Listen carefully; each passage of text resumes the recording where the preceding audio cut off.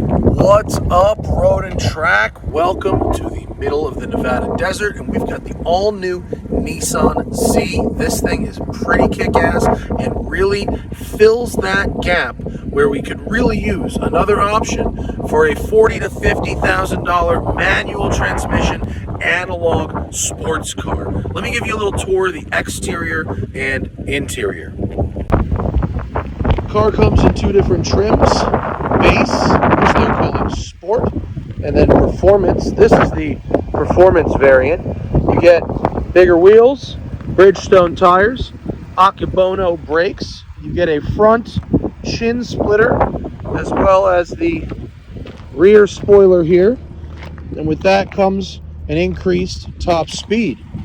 You also get some mechanical improvements as well.